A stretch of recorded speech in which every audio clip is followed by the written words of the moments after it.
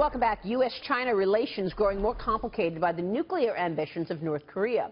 North Korea released detained U.S. citizen Otto Warmbier yesterday, the college student who had been imprisoned in the country for over a year for stealing a souvenir from a hotel, arrived in Cincinnati late last night. North Korean officials say that Warmer contracted botulism and has since been in a coma for a year. He's been released for urgent medical treatment. Joining us right now is the author of How China's Leaders Think. A longtime advisor to Chinese leaders, Robert Lawrence Kuhn, is with us right now. Good to see you, Lawrence. Thanks so much for joining us. Morning. Well, your reaction first to this poor college student who was imprisoned for a year. He was sentenced to 15 years hard labor, and now he's been in a coma for a year. It's a political pawn, obviously, and it's a terrible situation. It's one of many. From China's point of view, it wishes North Korea would just be stable and do nothing. China's certainly not encouraging it. But North Korea, I used to say to interviewers to explain China's position on North Korea, I said, I can explain everything about China, why the leaders think the way they do, what they do, but I can't explain North Korea. That's what I used to say. Now I can. and the core reason is that North Korea is a buffer between Western allies, South Korea and China.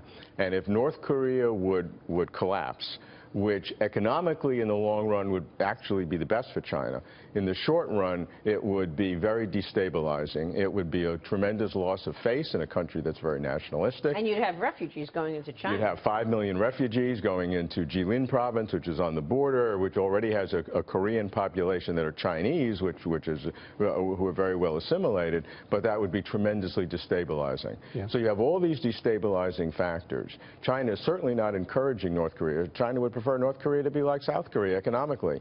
But that is not going to happen. But China does not want to destabilize it. That would potentially destabilize China.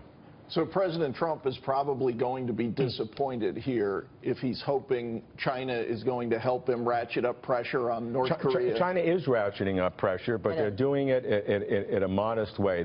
They're doing it in a way they're trying to titrate the difference between the pressure that's needed to satisfy the U.S. and Trump, and but below that, which would cause a collapse. And that may be a Venn diagram that doesn't overlap. That'll be the challenge, because North Korea is no friend of China. You know, if you go back, somebody has said that North Korea and the U.S. have been enemies for 70 years, you call it what you like. They've been an enemy of China for 1,000 years. And there have been even some reports in the North Korean press that says, you know, we have our weapons and they could just as easily be pointed to China. I mean, for the first time, and then you've had a Chinese newspaper, Global Times, nationalistic, but giving very strong signals to North Korea that they could be next for China's advances. So it's a very tense situation. China wants to maintain the status quo. So, Robert, no one knows China and the Prime Minister better than you. You live there, you speak the language, you've got your own show. What is the real economic situation over there? Well, first of all, you have to understand the economics in terms of the political situation. Nothing you can analyze in China can be without the politics. So we have to look at this year is the 19th CPC, Communist Party of China, National Congress, held every 5 years. It's the key event to establish policy, but most important, establish the leadership of the top people. And that's what's called the Standing Committee of the Politburo, which is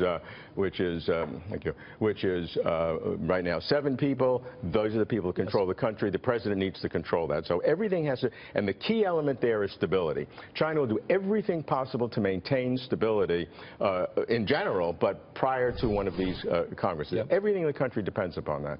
And so China will do everything to maintain the economy as it can. The problem is that the Chinese economy has a very high debt. And this is the big issue. 225% of GDP in 2015. corporate debt is the biggest problem. It was 170% of GDP, and some say increasing beyond that. China still has large reserves. The capital flight has been stopped through very aggressive capital controls.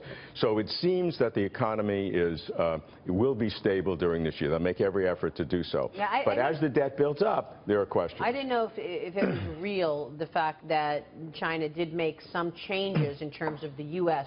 having a bigger foothold there. Because right now, if a U.S. company wants to go to China and sell to their 1.2 billion people, they have to do a joint venture and own 49% of it. That's not going to change anytime soon. Every industry is different. Yeah. There are certain industries that's the case. Most of them, it's not the case. There are many industries in which foreign companies are completely free to do whatever business they want. In the financial sector, it's been that way. In the auto sector, it's been that way. There's a lot of pressure on China. China now is promoting globalization. Xi Jinping's speech in Davos was hailed as the new leader of globalization, with Trump and the U.S. going the other way. Right, the other way. Right. Sure. So, but under those conditions, people are saying, but China's own markets are not as open as they should be. Yeah. So there's pressure on China to do so. The fact that people don't realize is that many Chinese leaders, the top economists, want greater openness because that'll put greater pressure on the Chinese companies to be more efficient. Sure. And their long-term goal is to make sure that Chinese companies become dominant in the world in their field, certainly among the leading companies in each industry. Really incredible insights from you, Lawrence. Thank you so much.